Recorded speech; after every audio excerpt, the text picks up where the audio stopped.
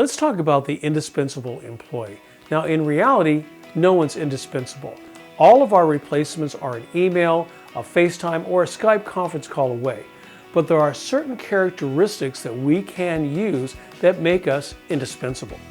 One of the characteristics is fear. Think of Joseph Stalin. He was indispensable simply because he scared the bejesus out of everybody. You never knew what Joseph Stalin was going to do. Or they're highly respected. In this case, you can think of Mother Teresa, the complete opposite of Joseph Stalin. No matter where she went, she was highly respected. Indispensable people generally are highly well connected, socially, politically, economically, and that gives them a lot of flexibility. They also have irreplaceable skills, such as being fluent in Russian or Chinese, two languages that are not commonly spoken in the United States, unlike Spanish, French, or German that we learned when we were in school. They also have independent power. Independent power beyond what the country or the community or the world are doing. Citizens of the world, as you might call them. They also have a unique knowledge. And when you think of this unique knowledge, think of Enrique Fermi or Albert Einstein, two people whose knowledge was literally irreplaceable and indispensable to the Manhattan Project that gave us the first atomic bomb during World War II. And finally, they have independent means. Now, we're not talking someone who's making $300,000 or $400,000 a year. We're talking about someone who has means that allowed them to literally be a citizen of the world and be comfortable in Switzerland, New York, or Albuquerque, New Mexico. Think of independent means and the changes it makes to your life as the gentleman who won the lottery and was asked by the reporter if they were going back to work the following day. And the person said, "Sure, I'm going back to work on Monday," but with a completely different attitude. So this is Dr. Tom saying stay with us as we explore the indispensable employee.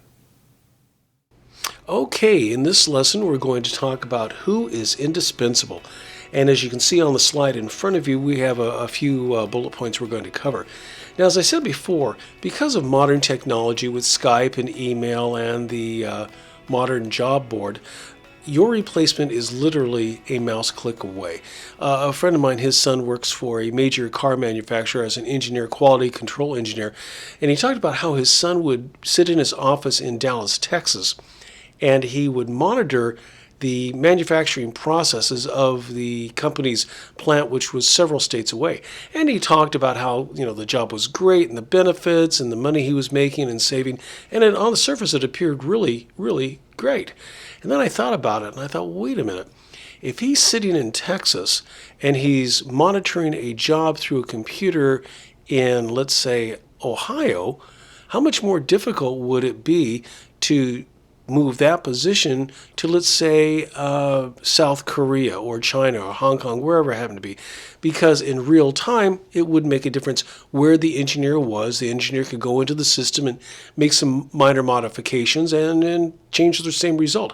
So even though on the surface, because this gentleman is a highly qualified engineer, it looks good, with technology, easily replaceable. Now, what you want to do, as you can see on the chart here, we're going to talk about those who are feared and respected, those who are well connected, irreplaceable skills, power, and unique knowledge, as well as those of independent means. And positioning yourself within the organization to become less disposable is key. Here's an example of how fast that can happen.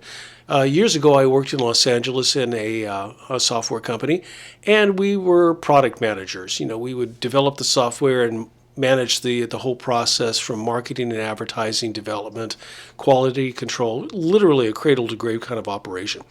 And every Monday, as a matter of fact, we had our weekly product manager meeting. So we, rumble on into the meeting like we normally did. Sitting across were three brand new shiny faces. And this should have been our first key that something was going on, because they had just the week before replaced our director.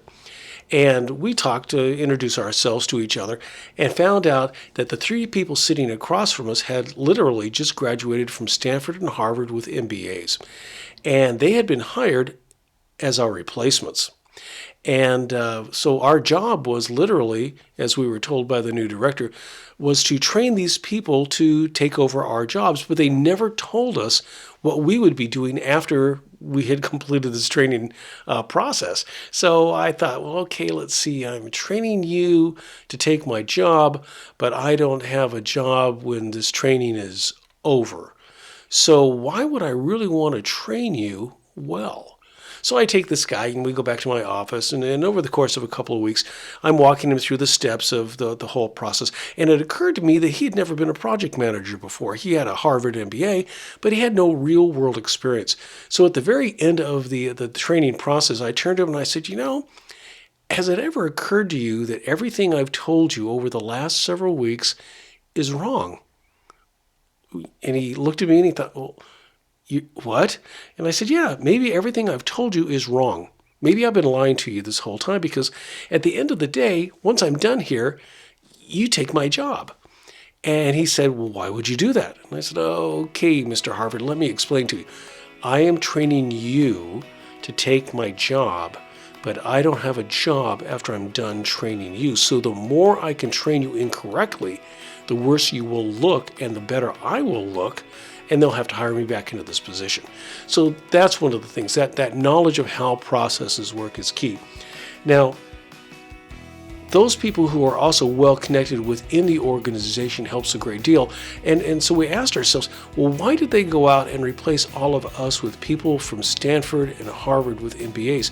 Then it occurred to us that the two owners of the company, each of them was a alumni of either Stanford or Harvard, and they had gone back to the school to do the recruiting because it made them look better to hire people from their university, and that's why they did it. And since we didn't have Harvard and Stanford MBAs, we didn't have the same knowledge set, credentials, and things like that. Now, those are irreplaceable skills, having a Stanford or Harvard MBA. They're irreplaceable skills. But on the other side, knowledge is power. And you have to have some type of unique knowledge to set yourself apart. A good example would be a foreign language.